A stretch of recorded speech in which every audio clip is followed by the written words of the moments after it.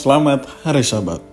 Terpujilah nama Tuhan oleh karena kemurahan dan kebaikannya. Kita boleh kembali dipertemukan saat ini untuk bersama-sama mempersiapkan diri merenungkan firman Tuhan di dalam menyambut minggu bekerja. Namun sebelum kita merenungkan firman Tuhan, mari kita berdoa. Bapa di dalam surga, terima kasih Tuhan untuk kebaikan-Mu. Kami boleh kembali bertemu untuk bersama-sama merenungkan firman-Mu. Berikan kepada kami hati yang siap untuk menerima firman ini, dan biarlah melalui pembelajaran firman Tuhan ini, kami dapat diubahkan, dan bahkan kami dapat memiliki hati yang selalu memandang kepada Tuhan. Kami serahkan kehidupan kami dalam Tuhan kasih-Mu. Kami berdoa atas nama Tuhan Yesus. Amin. Firman Tuhan pada petang hari ini terdapat dalam kitab Kejadian pasal 22, ayat yang ketiga. Firman Tuhan berkata, "Keesokan harinya, pagi-pagi, bangunlah Abraham. Ia memasang pelana keledainya dan memanggil 2 orang bujang beserta Ishak. Anaknya, ia membelah juga kayu untuk korban bakaran itu. Lalu berangkatlah ia dan pergi ke tempat yang dikatakan Allah kepadanya." Secara keseluruhan ketika kita melihat teks ini, kita akan mendapatkan informasi bahwa pada waktu itu Allah memerintahkan kepada Abraham untuk melakukan perjalanan ke Bukit Moria, di sana untuk mempersembahkan Ishak bagi Tuhan. Mengapa harus Ishak dan mengapa harus pengorbanan Ishak?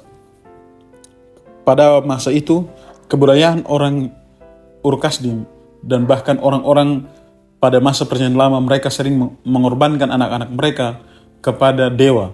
Sehingga saat ini Tuhan ingin mereka melihat kembali bagaimana betapa kejamnya ketika kita mempersembahkan manusia bagi dewa, yang sedangkan dewa tersebut tidak jelas identitasnya, dan bahkan ini merupakan satu tindakan penyembahan berhala.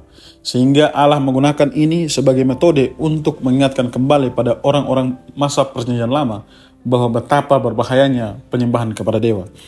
Sedangkan ketika kita melihat di ayat yang ketiga, reaksi dari Abraham ketika dia menerima tanggung jawab yang diberikan oleh Tuhan untuk pergi ke Moria, yang ia lakukan pertama kali adalah ia bangun pagi-pagi bersama dengan anaknya dan juga kedua bujangnya.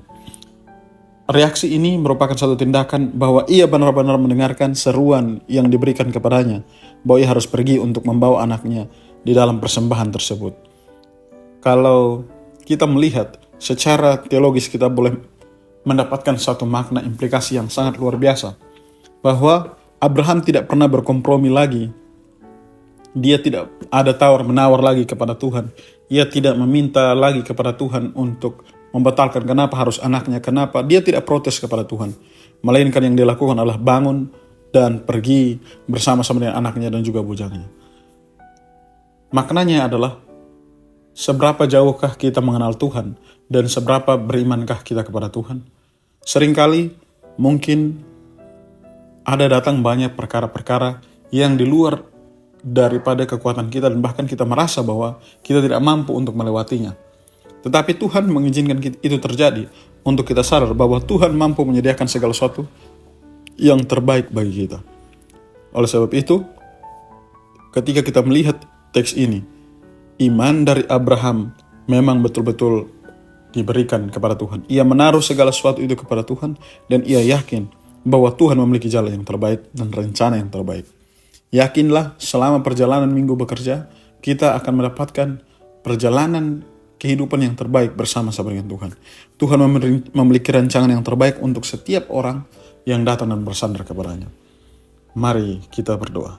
Bapa di sorga, terima kasih untuk firman-Mu. Kiranya melalui pekabaran firman ini, kami dimampukan untuk selalu berharap kepada Tuhan. Iman kami hanya ditaruh kepada Tuhan. Dan biarlah pertolongan Tuhan akan menjadi bagian kami untuk selalu melihat betapa dahsyatnya Tuhan. Dengar dan jawab doa kami Bapa. Kami berdoa atas nama Tuhan Yesus. Amin. Tuhan Yesus memberkati.